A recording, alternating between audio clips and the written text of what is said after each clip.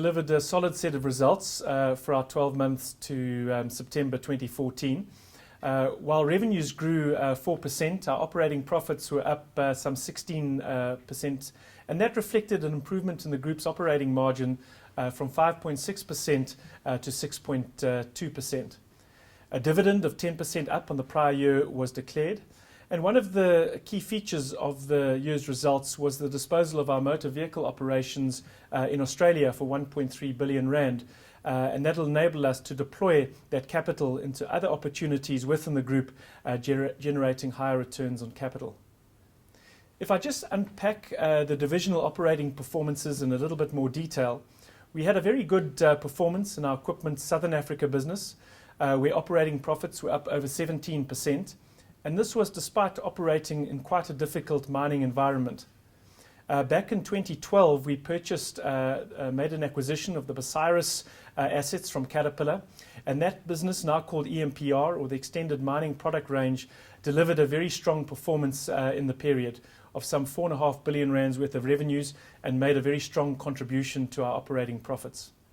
Construction activity was also up in the period, as well as rental activities, and we saw strong growth in parts and service and maintenance revenues. Moving on to Russia, we had a pleasing performance in quite a difficult trading environment.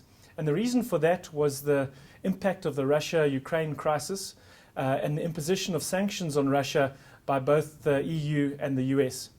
That created some uncertainty in our trading performance in the period, and we also suffered from a weak international mining environment. But notwithstanding that, our operating profits were up in rand terms in Russia, again on the back of an improved margin following increased aftermarket or parts and service revenues. Moving on to our equipment business in Iberia, again, the construction cycle in Iberia remains at very low levels in the aftermath of the global financial crisis.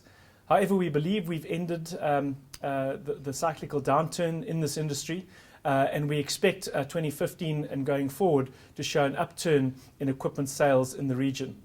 So while we incurred losses in the period, a big chunk of these were as a result of a restructuring of our operations, which cost 88.5 million rand, but that'll save about 7.4 million euros into our 2015 financial year. Probably the highlight of the group's performance in the period was our automotive and logistics division, which on only 8% revenue growth delivered an improvement in operating profit of some 24%. And that showed a pleasing improvement in profits across all of the business segments, including Avis Car Rental, Avis Fleet Services, our motor retail operations, and our logistics businesses. All of those showed double-digit growth in operating profits and an improvement in the operating margin.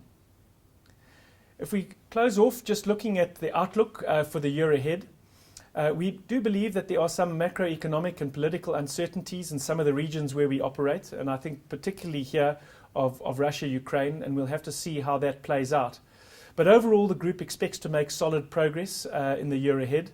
We've got some exciting opportunities in various of our divisions. We've also made some niche acquisitions, particularly in the automotive and logistics space, and some of those will start to bear fruit in the year ahead. So overall, we expect to make solid progress with a focus on cash generation and executing our strategy.